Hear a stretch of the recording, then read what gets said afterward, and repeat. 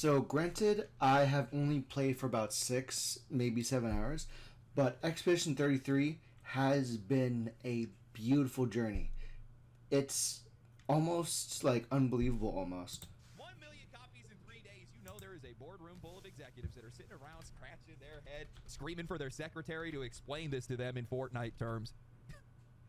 Fortnite terms. That was the first word that came to mind when I sat down to make this video. Expedition 33 is breathtaking. It is a game that commands respect. What was the first word? Expedition 33. Their head, screaming for their secretary to explain this to them in Fortnite terms.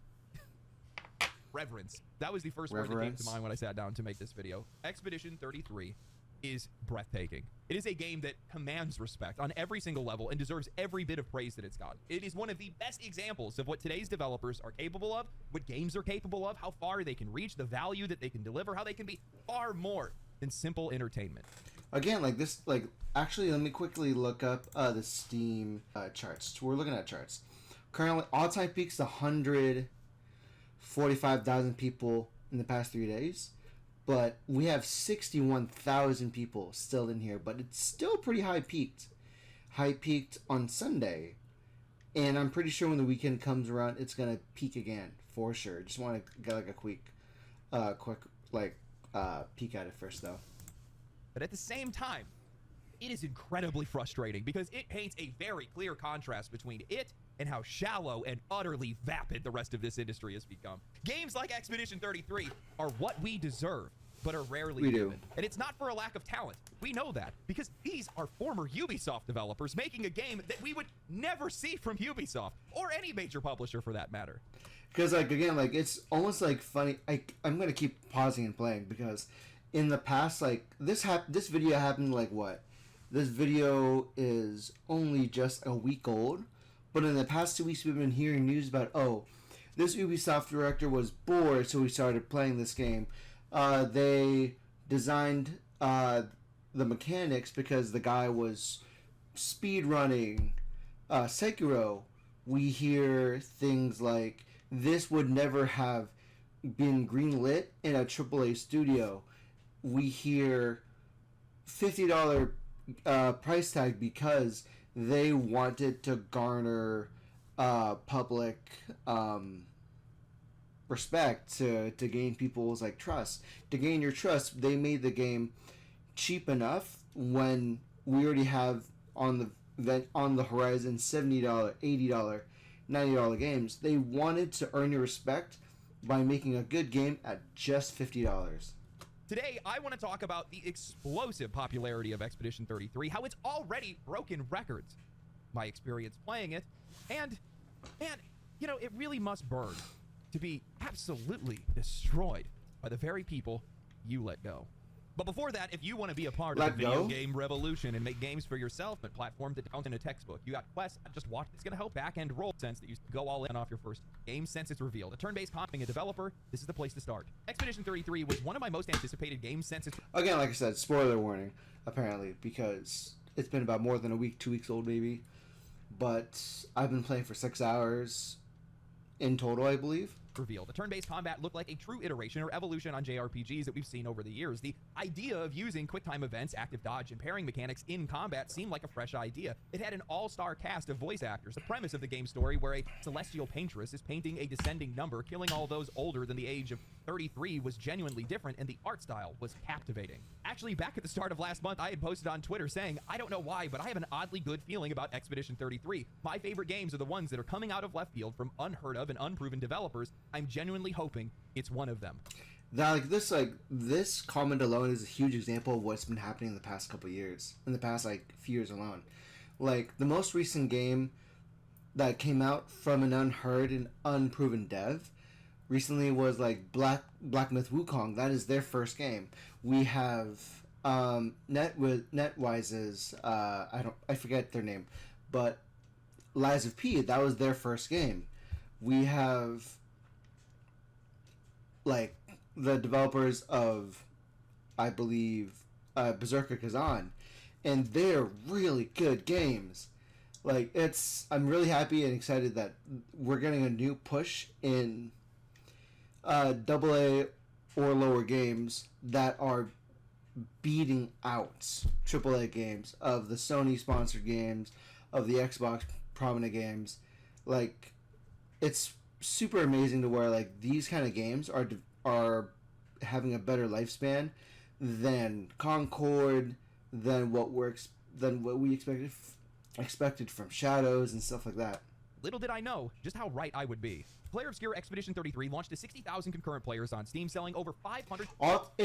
We just showed the all-time peak since the video was made. The all-time peak was beaten by 24,000 people, and it's only going to keep getting bigger whenever the weekend comes by. 1,000 copies in its first 24 hours. And it's also beaten. It's currently on Twitter. Hold on. All right, in 12 days they've sold 2 million copies. Sold. It then surpassed that days later, doubling that number to 121,000 concurrent players on Steam and reaching 1 million copies sold in just 3 days. Hell, the game sold out of physical copies on Amazon and in stores in Australia. For a narrative-driven turn-based RPG that isn't named Persona, coming from a studio that's releasing its very first game, this is not unheard of, my friends. The game released to near universal praise among critics. It is simply too good for anybody to ignore, reaching a 91 on OpenCritic with a 100% player rating and a 92 on Metacritic with a 9.7 player rating. The game is so popular among players that it now holds a world record. Paul Tossi of Forbes wrote an article titled, "Players Just Ensured Claire Obscure Expedition 33's Record Can't Be Touched." He writes, I wrote an article over the weekend that confirmed that Claire Obscure Expedition 33, the RPG from first-time developer Sandfall, was in fact the highest user-scored game in Metacritic history. Now, it's a good game. That some pushed back on this, saying it was early and this is just based on a few hundred reviews playing it super early. Well, people have been playing it over the course of the weekend, and there are now 600% more reviews in, up to 3,300, and the score has actually increased to a 9.7 out of 10 from a 9.6 previously. I've said that it's possible that scores fall in time, but what has happened here cemented Expedition 33's title as one of the highest scored games on this platform. Nothing else is close or will get close anytime soon. These thousands of reviews mean that of the top 100 plus best scored games on Metacritic's list, it's already passed many of them in total scores. And again, it's not a close competition. I've only been able to find one 9.3 at all, The Witcher 3's Blood and Wine DLC. Every other historic game that you have heard of is somewhere between an 8.9 and 9.2. Yes, that one. Yes, that one too. Check any one you like. Jeez. This, my friends, is a flawless victory. Plain and simple, it's the kind of game that should go on to sell tens of millions of copies. Honestly, it's the game that you hope does. When you play it, you want everybody else to play it. And if it doesn't become the most popular game ever, it feels like it's a slight against you. Because it is. We deserve this game. We deserve more games like this. And Sandfall, with a team of a mere 30 ex-Ubisoft developers, deserves all of its recognition, success, ex-Ubisoft, right? Because, yeah, sorry. And more. While playing Expedition 33, I had an epiphany of sorts. I came to the conclusion that the games industry is desperately clinging to a coloring book, tracing over the same tired outlines, filling in old shapes with new colors, terrified to stray beyond what has already been done. Almost nobody dares to treat games like a blank canvas, to make a mess, to break a frame, to let their imagination spill out and ruin the floor. But where the rest of the industry is coloring inside the lines, Expedition 33 tears the canvas off the wall, smears their hands in the paint, and throws themselves into their work. They let it bleed, they let it burn, they let it scream. They didn't just make a game, they made something alive. I almost don't even know where to even start describing this game or its genius. While Expedition 33 definitely takes inspiration from a wide variety of games, that's as far as it goes. It's inspiration with iteration, never imitation. You catch flashes of the UI taking cues from Persona, the combat adapting ideas from Legend of Dragoon or Final Fantasy VIII, the mournful, hopeless world whispering shades of Final Fantasy X, and the monster design tipping its hat to Dark Souls, but everything here is unmistakably its own. Right out of the gate, the game grips you with its music, its atmosphere, its art, and its writing, a world wrapped in quiet desperation. Most of us come into Expedition 33 already knowing the premise, a world shattered by a calamity, a celestial paintress that is marking humanity's final days by painting a number, and a desperate expedition that is trying to break the cycle. But Sandfall didn't just build a premise, they made it a feeling, and they drive it into you. You walk the streets of Lumiere, you talk to its people, you are given control of somebody heading to their gommage, a final farewell. You walk them down to the pier, watching as the paintress calls their number and paints their death into this world. You hear the voices of the townspeople, see the hollowness in their eyes, feel the ache in their words. And for the first time in a long time, a game makes you feel the stakes, how important yet futile your journey feels, how small and desperate these lives are, how this world is quietly fading before your eyes. You can feel this beautiful, aching world. What impressed me most about Expedition... It really hurts, just for my own, like, explanation.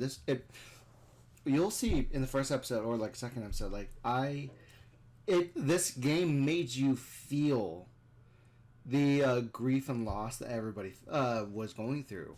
even in this like table setting alone in this particular scene, they were celebrating like, hey, we got more tables than last year, and they're trying to find things to celebrate, despite the Gomage like slowly killing the population. Where if they don't succeed, then the next generation and further generations down the line get weaker and weaker, or less and less willing to pursue the expedition because there are 67 tries and so forth, and they've still gone nowhere.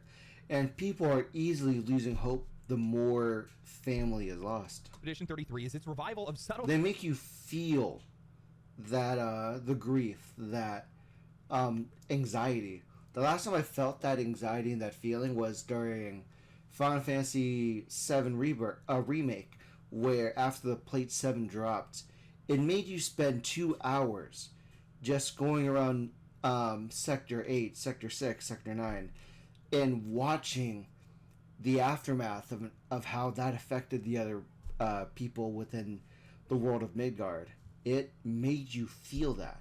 Subtlety and nuance. In an industry that has been obsessed with appealing to the widest audience possible, executives chasing infinite growth, games have been stripped of any ambiguity. Modern storytelling assumes that the player must be handheld through every story beat, every emotion, every idea, in case they might get confused and stop buying their games. But Sandfall respects its audience. They don't feel like they need to spell everything out. They don't insult you with constant on-the-nose exposition. They let you live in their world, absorb its meaning, piece together its mysteries. Characters reveal themselves through actions and subtext rather than bullet points. And nothing is predictable. I have been floored countless times by this game's narrative, hands in the air yelling absolute cinema. There is so little revealed, yet so much at the exact same time. You are given the space to truly know these characters, but not a single one of them really fits cleanly into an archetype. They are complex, contradictory, messy, human in a way that very few games ever achieve. Every member of your party carries the same trauma of the world that they're living in, but they wear it differently. And the moment that you think you have somebody figured out, the page turns and you see a side of them that you hadn't before. And it's all delivered by an all-star voice cast. You wander a world littered with the remnants of the expeditions that came before you, thousands of bodies marking your path. For those who come after, we continue.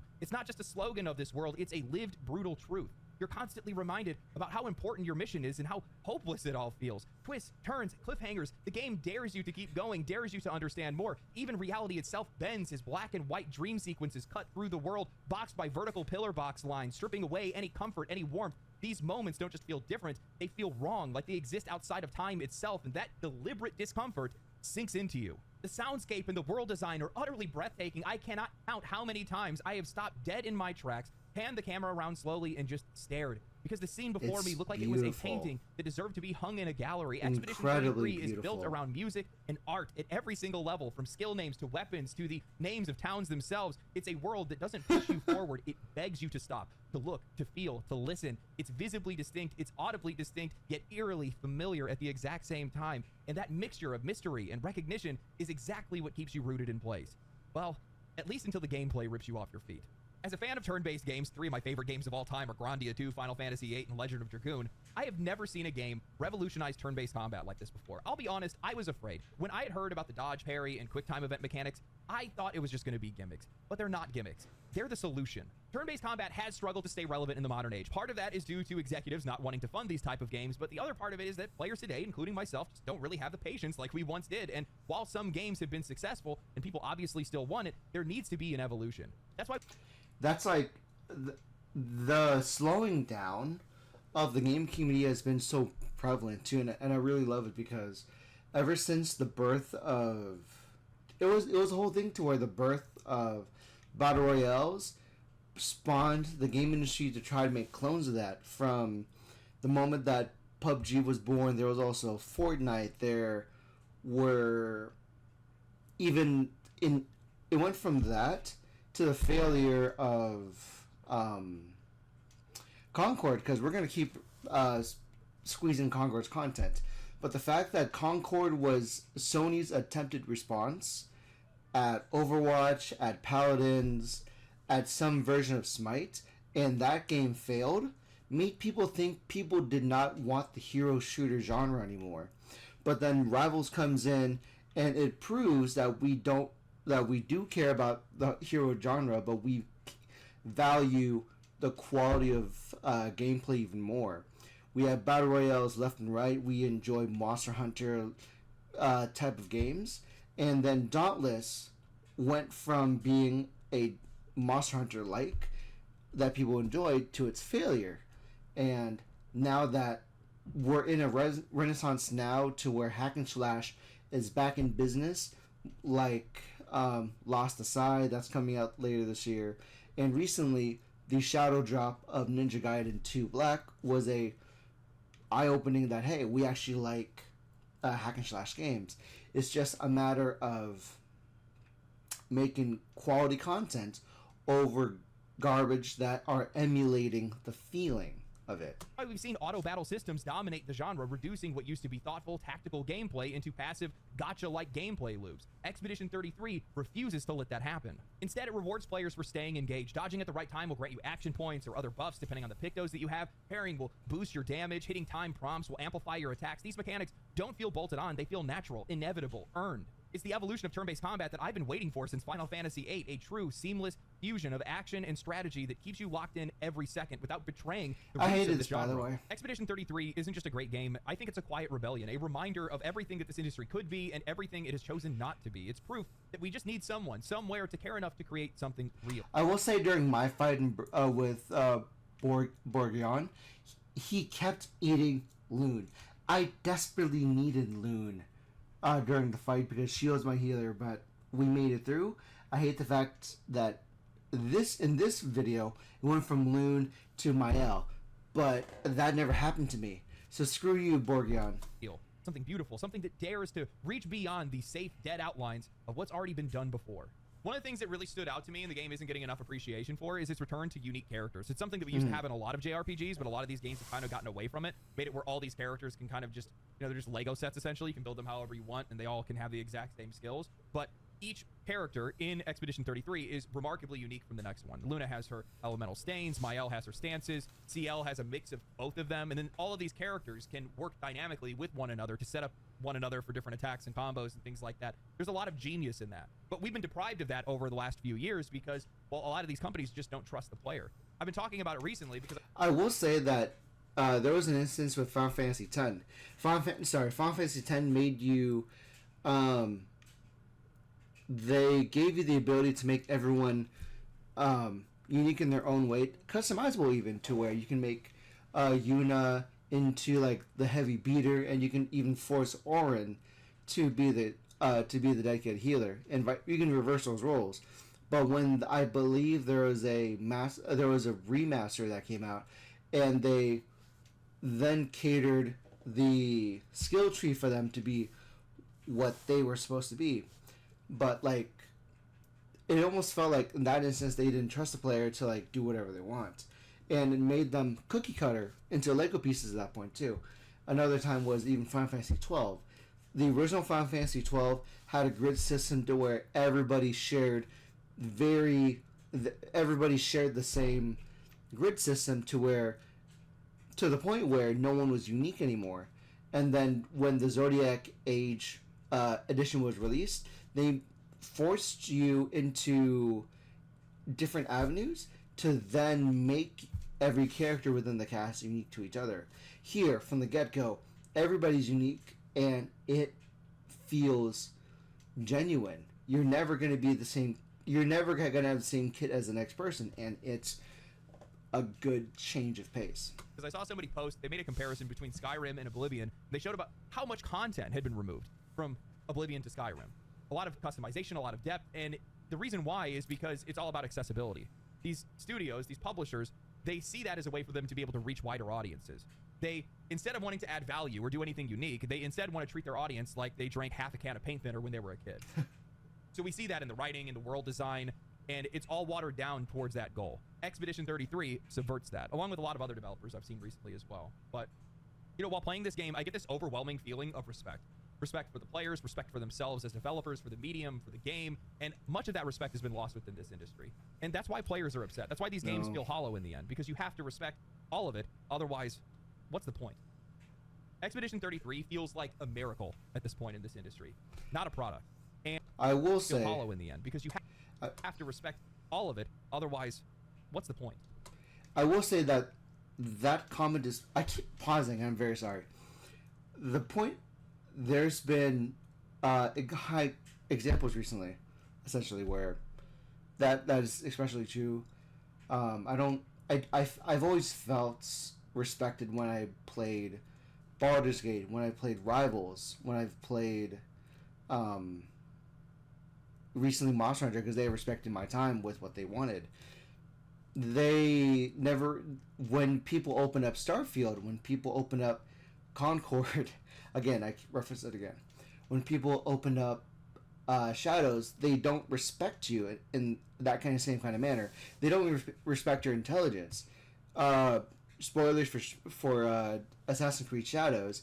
There's a certain moment to where Yasuke meets the other protagonist, the girl. I forget her name, but essentially, there's supposed to be friction between them because Yasuke was responsible for the other protagonist's family to die and stuff like that.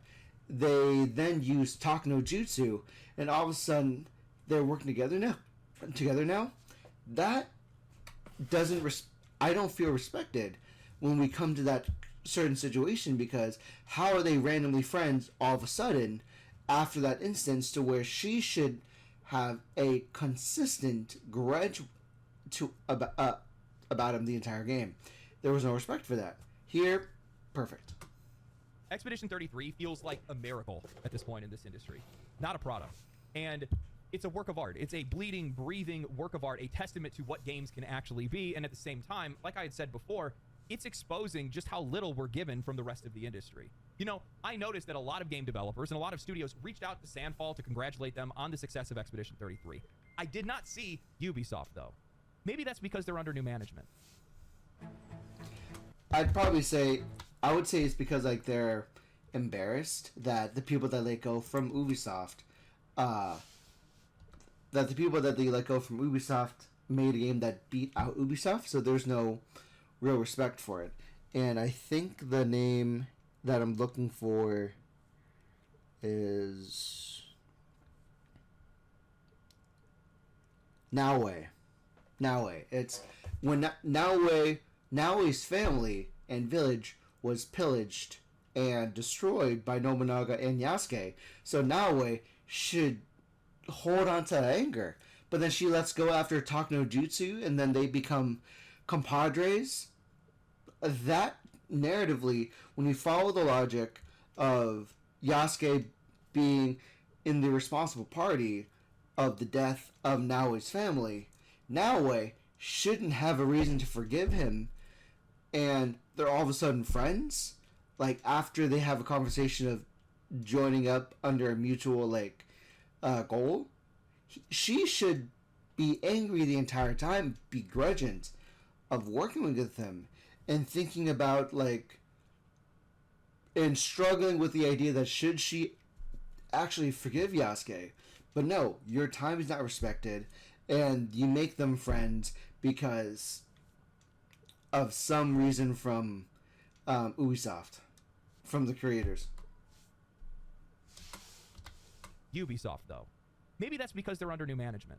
When I sit back and think about it, I just genuinely don't think this is the kind of game that we would see the industry even dare to try to make anymore. You have a dark, emotionally charged story that doesn't lean into forced humor to be able to soften its blows. It's not like Dragon Age the Veilguard, where you're going to fight a dragon, one of the characters starts talking about a book they like, and Tosh intervenes to tell them that the book is probably about sex, doubling down again to say, I bet it's about sex. Oh, God. I hate that. Wow, so funny. Genius writing, really. Or maybe how about that one time where you go to the infested docks and all the people are dead and one of the characters chimes in like it's a Scooby-Doo investigation saying, it's quiet. Oh yeah. Veilguard didn't respect my intelligence. I probably am beating the same drum that other people have, but there's no problem having a side quest to discover a person's identity, but when identity politics is shoved down my throat at every chance that the game gives me, that the game gives itself, to hey, I'm non-binary, hey, it's really important that you respect that, hey, do push-ups if you misgender me, don't shove that down my throat if you're not going to give me time to explore that on my own. Even the previous Dragon Age game, it allowed you to be the evil one if you wanted to. It allowed you to not recruit some characters. Here, you're forced to work with people who have their own problems, which is okay, but then you're forced to deal with their issues. Otherwise, it's downhill for the game. You're going to have a bad ending if you don't do all the quests. And I just don't like the idea that Veilguard had a lot of negative points. And I respect it for what they tried to do. But again, it's, again, like the fact that you're talking about a book, you're talking about your hobby about a book, and then the first thing you say is, haha, sex, an immediate joke. What the hell? Wow, so funny. Genius writing, really. Or maybe how about that one time where you go to the infested docks and all the people are dead and one of the characters chimes in like it's a Scooby-Doo investigation saying, it's quiet. Too quiet. Mature rated game, by the way. When Expedition 33 uses humor, it's well delivered and with nuance. I remember there was a scene where I was reuniting with CL. Gustav prepares to trauma dump over what happened at the beach. They zoom in on his face, the tone shifts, dramatic music starts playing, and one of the other characters turns and essentially says, not now, Gustav, and the music cuts out. It's unexpected but well-delivered comedy that makes sense for the characters, the world, and the situation. I mean, we have conventionally attractive characters in 2025 without a hint of irony, cynicism, or commentary around it. I mean, I think that Luna's proof that they have a feet guy on their team, but outside of that, it feels so vindicating to have exactly what players have been asking for, aesthetically pleasing, cool-looking characters that are tastefully presented. This is all people have been asking for, yet game developers and the media have taken it out of context, saying that we are asking for strippers. No. Well, I mean, sometimes, but not all of the time. We have a narrative without forced real-world allegory stapled onto it, without painful exposition, dumping the entire plot and every character's feelings, trauma, and identity into your lap because they think that you're too stupid to figure it out. We have stakes, mystery, gravity, and tragedy all left for players to sort out on their own as the story unfolds. Holy shit. You know, let's go ahead and make it a turn-based, Japanese-inspired RPG, the remnants of the genre that have been lost to the passage of time and the vision of C-suite executives that don't believe that it can make money anymore and that players don't even want it, a genre... That was proven wrong in a way in recent years because of the growing sales of Final Fantasy remake series, Baldur's Gate, this game, Metaphor Refantasio, Persona 3 Reloaded. People want games that are... I feel like we want more RPGs because we just want to slow down because politics, tariffs... There's a lot of things going on that are just moving so quickly that we can't keep up, and I just want to slow down for a second. And RPGs is the cure for a lifestyle like that. Genre that has essentially been on life support outside of the Atlas games, Octopath Traveler, Atelier series, and a couple of others. Octopath, let's right. put a bow on the entire thing. Make the game with just over 30 developers in under 5 years and sell it for $50. No, wait, scratch that. Let's put it on sale for 10% off before the game is even released. Oh, during really? its launch week, I didn't make know sure that. it's a fair price point for players, a low barrier to entry, and give those players the opportunity to take a chance instead of feeling like they need to make an investment to play their game. By every modern AAA standard, this game should not exist, and yet here it is, standing taller, reaching farther, hitting harder than almost anything that these AAA studios and publishers have produced.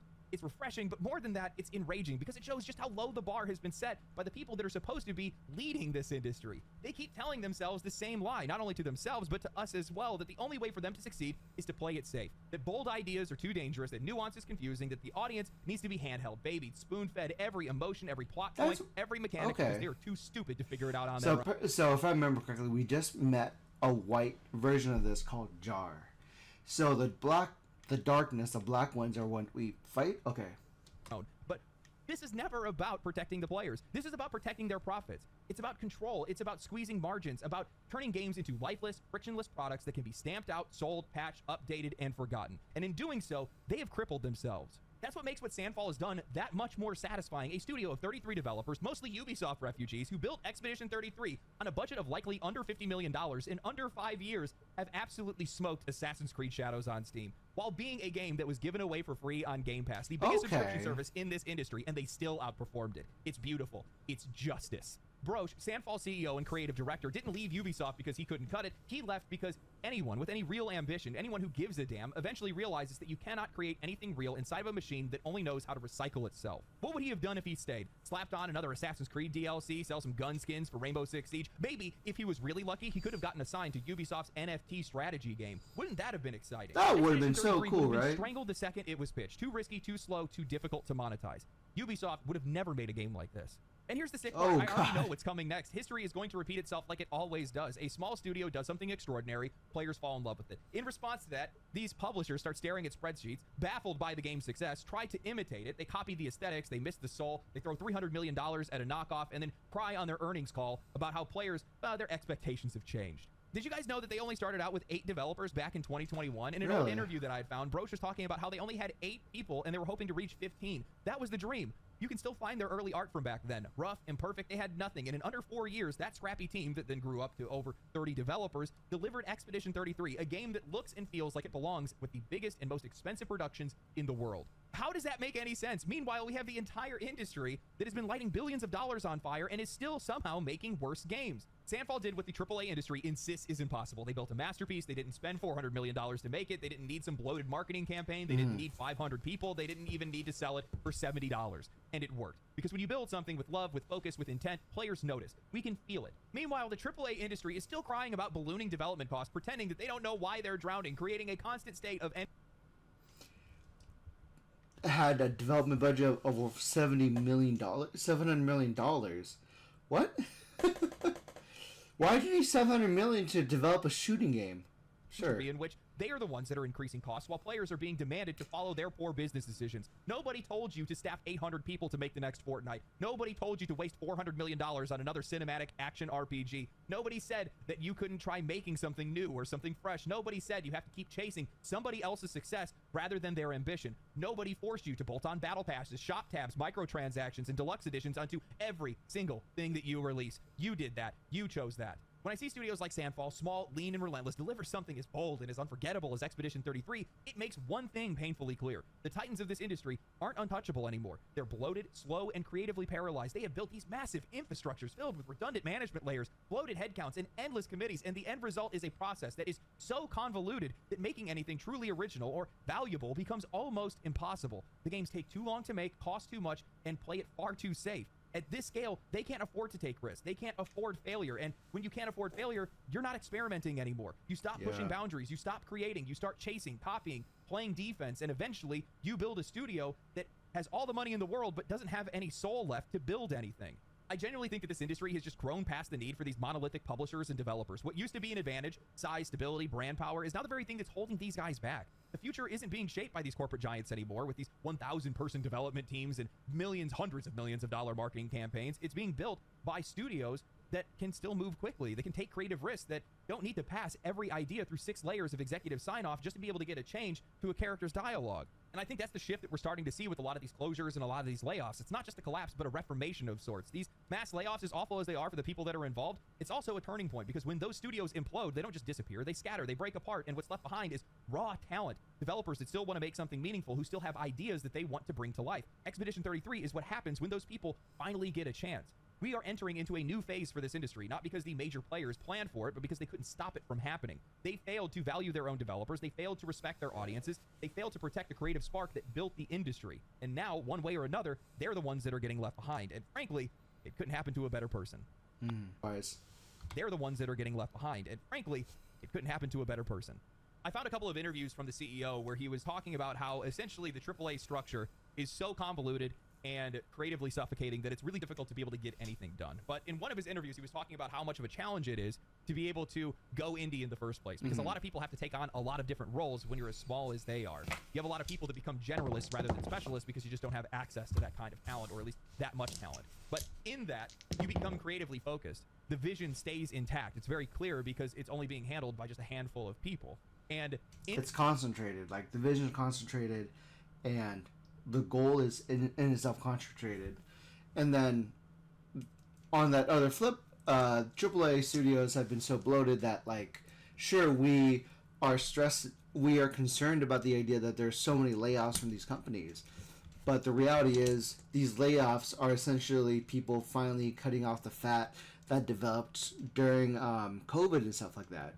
They quickly hire because of a certain fear, and that bloat leads to a lot of people almost doing nothing and almost not enough people to make things feel rationalized. Like,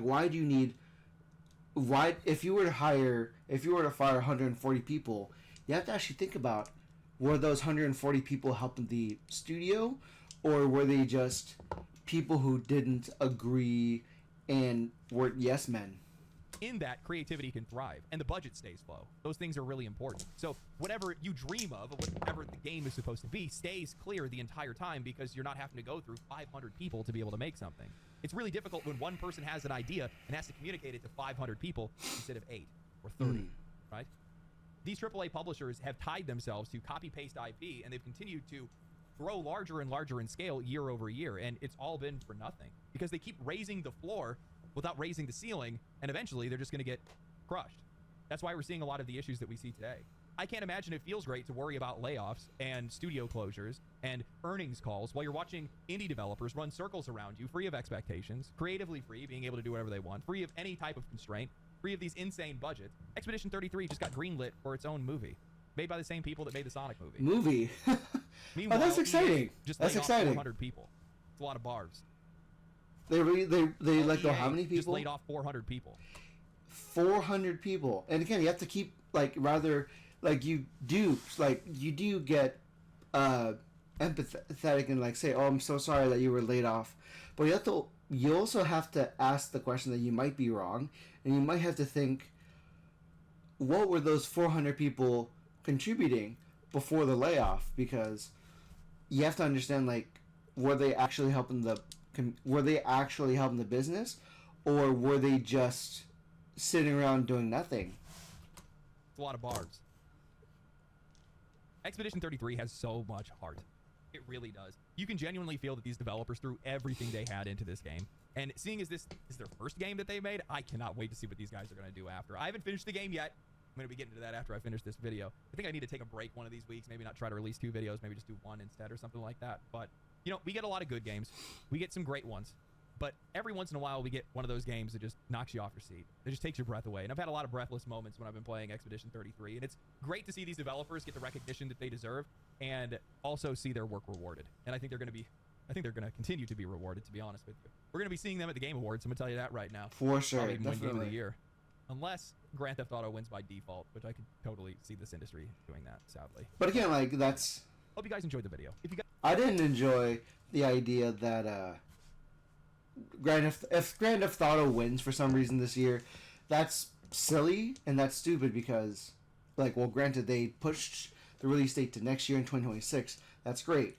But it doesn't change the fact that they won most anticipated by just name alone.